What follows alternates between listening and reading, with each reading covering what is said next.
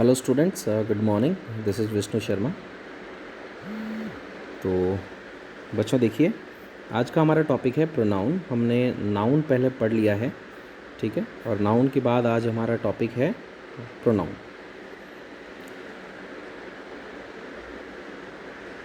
ठीक है, देखिए हमने पढ़ा था नाउन में बहुत कुछ, सिंगुलर प्लूरल होते हैं, सब्जेक्ट बन जाते हैं, ऑब्जेक्ट भी बन जाते हैं, ठीक है। तो प्रोनाउन भी हर तरीके से काम में आएगा। जिस प्रकार से सब्जेक्ट और ऑब्जेक्ट काम आता है वैसे ही प्रोनाउन काम में आएगा। तो प्रोनाउन का प्रयोग हम करते हैं बेटा नाउन के स्थान पर। किसके स्थान पर करते हैं? नाउन के स्थान पर। क्यों करते हैं सर? एक सेंटेंस में, एक सेंटेंस का मतलब एक फुल स्टॉप वाला सेंटेंस, एक सेंटेंस में किसी भी नाउन का प्रयोग बेटा एक ही बार किया जाना चाहिए। किसी भी सेंटेंस में नाउन का प्रयोग यानी किसी भी व्यक्ति वस्तु स्थान के नाम का प्रयोग एक ही बार होना चाहिए। अगर वो नाम रिपीट हो रहा है ना तो फिर वो गलत है। तो इसलिए प्रोनाउन का प्रयोग किया जाता है। तो देखें आप, pronouns are used in place of nouns. Noun के स्थान पर प्रयोग मिलेंगे। इन अ सेंटेंस, एक सेंटेंस में देखा जाए तो a noun should not be repeated, instead a pronoun should be used in place of that noun. उस नाउन जो रिपीट हो रहा है नाउन, उसके स्थान पर प्रोनाउन आना चाहिए। Like noun, pronoun can act as subject और ऑब्जेक्ट। जैसे नाउन होता है ना, वर्ब के पहले भी आ जाता है, वर्ब के बाद भी आ जाता है, ऐसे ही प्रोनाउन भी वर्ब से पहले भी लगा सकते हैं और वर्ब के बाद भी लगा सकते हैं, यानी सब्जेक्ट भी बन सकता है और ऑब्जेक्ट भी बन सकता है। ऐसे ही बेटा देखिए, like noun, pronoun can be singular और प्लूरल। नाउन की तरह ही प्रोनाउन भी सिंगुलर और प्लूरल हो सकता है। क्लियर? देखें पहला सेंटेंस देखें, we are very good friends. यहाँ पर वी क्या है बेटा? सब्जेक्ट है, आर यानी वर्ब से पहले आ रहा है। She likes me very much, वो मुझे बहुत ज़्यादा पसंद करती है। मी क्या है बेटा? ऑब्जेक्ट, और शी क्या है? Subject. Rahul is my student, Rahul मेरा स्टूडेंट है। He is very intelligent. अब ये बेटा ही कौन है? ही राहुल ही तो है, यानी राहुल को मैं दो बार नहीं लिख सकता। इसमें देखो, राहुल को मैं दो बार लिख देता तो नाम रिपीट हो जाता, इसलिए राहुल के स्थान पर मैंने क्या लिख दिया? ही लिख दिया। India is very poor yet it helps other countries. India बहुत ज़्यादा गरीब है, फिर भी इट हेल्प्स अदर कंट्रीज़, फिर भी ये दूसरे देशों की मदद करता है। इट कौन है यहाँ पर? इंडिया है। मैं इंडिया को रिपीट नहीं कर सकता। इस प्रकार से प्रोनाउन की डेफिनेशन है कि नाउन के स्थान पर प्रयोग में लेते हैं और रिपीट नहीं होना चाहिए। बेटा देखिए नेक्स्ट, मैंने प्रोनाउन को 3 पर्सन में डिवाइड किया है। 3 पर्सन में डिवाइड किया है। फर्स्ट पर्सन में आई और वी, सेकंड पर्सन में यू, थर्ड पर्सन में ही, शी, इट और दे। प्रोनाउन जैसे मैंने बताया एक वचन भी हो सकता है और बहुवचन भी हो सकता है। एक वचन में आता है ही, शी, इट, और प्लूरल में आता है यू, वी, दे। आपने सोचा बेटा क्या बचा? आई। आई के साथ प्रेजेंट टेंस में हम लगाते हैं एम, हैव और डू।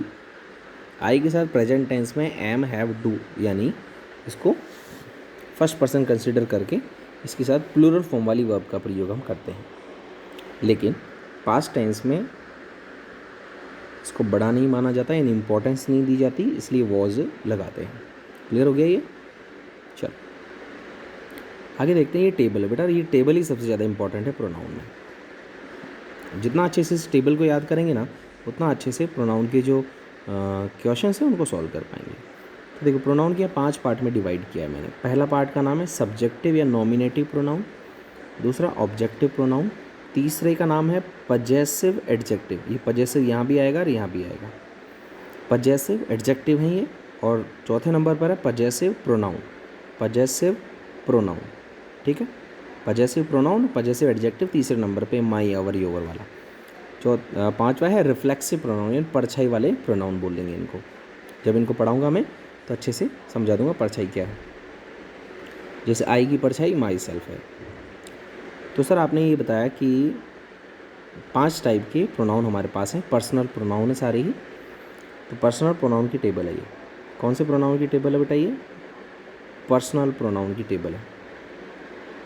कौन सा प्रोनाउन है ये? पर्सनल प्रोनाउन की टेबल है। चलो, तो सर जो नॉमिनेटिव हैं इनको सब्जेक्टिव क्यों बोलते हैं? क्योंकि बेटा ये हमेशा सब्जेक्ट ही बनते हैं। हमेशा क्या बनते हैं? ये सब्जेक्ट बनते हैं। हमेशा क्या बनते हैं, सब्जेक्ट बनते हैं, यानी हमेशा कहाँ काम में आते हैं, वर्ब से पहले ही काम में आते हैं बेटा, वर्ब के बाद में इनका प्रयोग नहीं होगा। क्लियर बात है। नेक्स्ट सर, ऑब्जेक्टिव नाम क्यों रखा है इनका, क्योंकि बेटा ये केवल क्या बनते हैं, ऑब्जेक्ट बनते हैं। ऑब्जेक्ट यानी रिसीवर होता है जो काम को रिसीव करता है। जैसे मैंने जिसकी गाल पे थप्पड़ मारी, तो जिसकी गाल पे थप्पड़ पड़ी वो मेरा ऑब्जेक्ट है और मारने वाला सब्जेक्ट है। ऑब्जेक्ट बनते हैं और ऑब्जेक्ट कहाँ आते हैं, वर्ब के बाद, वर्ब से बाद में या वर्ब के बाद में आते हैं। तीसरा है बेटा एडजेक्टिव। एडजेक्टिव यानी विशेषता बताएगा, ये स्वामित्व बताता है किसका, जैसे मेरा, मैं बोलूँ यार मेरा घर, तो मुझे बेटा क्या बोलना पड़ेगा, आई घर थोड़ी बोलूँगा बेटा, क्या बोलना पड़ेगा, माई हाउस। मैंने बोला तुम्हारा कमरा, तो यू कमरा थोड़ी बोलूँगा, तुम कमरा हो जाओगे, नहीं तो फिर क्या बोलना पड़ेगा, योवर रूम। तो स्वामित्व बताने के लिए पजेसिव एडजेक्टिव काम में लेते हैं।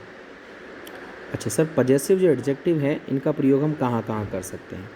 पजेसिव एडजेक्टिव बेटा सब्जेक्ट भी बन सकते हैं तो ऑब्जेक्ट भी बन सकते हैं, मतलब वर्ब के पहले भी आ सकते हैं तो वर्ब के बाद में भी आ सकते हैं, कोई दिक्कत नहीं है इनमें, लेकिन आएंगे हमेशा नाउन के साथ, हमेशा नाउन के साथ आएंगे, हमेशा नाउन के साथ। किसके साथ, नाउन के साथ। यानी आप ऐसे बोलेंगे कि हमेशा ये फॉर्मेट होना चाहिए बेटा, एडजेक्टिव प्लस नाउन ये होना चाहिए।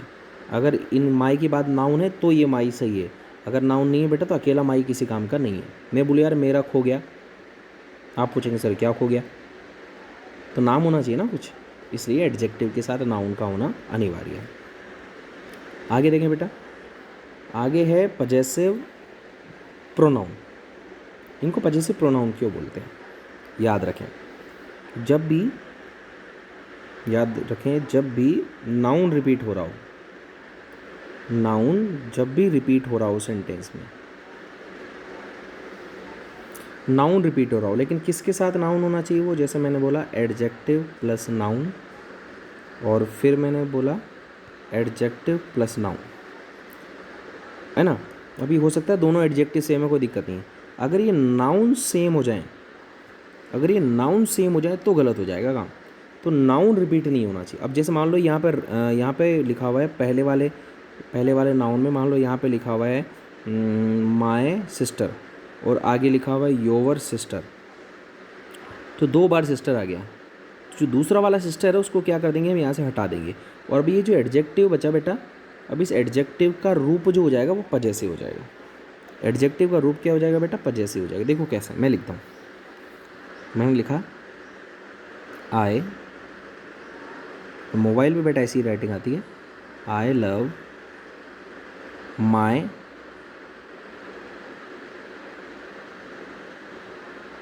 Country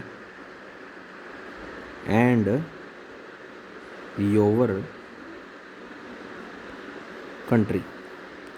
I love my country and बेटा योवर कंट्री, और फुल स्टॉप। अब आप बोलेंगे सर कंट्री 2 बार आ गया, कंट्री कितनी बार आ गया, 2 बार आ गया, तो सर क्या करेंगे, दूसरे वाले कंट्री को हटा देंगे, योवर बचा। अब आपने तो बोला था योवर कभी अकेला नहीं रहता, योवरे ने तुम्हारा क्या, ये भी समस्या है कि एडजेक्टिव कभी अकेला नहीं रहता है। ठीक है सर, तो जब एडजेक्टिव अकेला नहीं हो जाए हमारे पास सेंटेंस में, तो एडजेक्टिव का पजेसिव बना दो। तो यहाँ पर बेटा देखो योवर का पजेसिव क्या बनेगा, योवर्स बन जाएगा।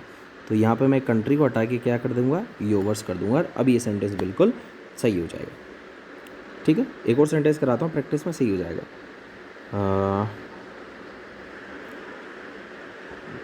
देखो, this is my car, comma not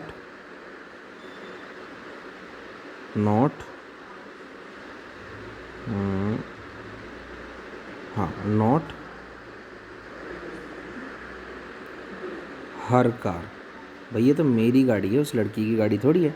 this is my car not her car, ये मेरी गाड़ी है, उस लड़की की गाड़ी थोड़ी है। ठीक है, अब कितनी बार कार आया बेटा, 2 बार आया, तो क्या करेंगे सर, दूसरी बार वाली गाड़ी को हटा देंगे, कार को हटा दिया।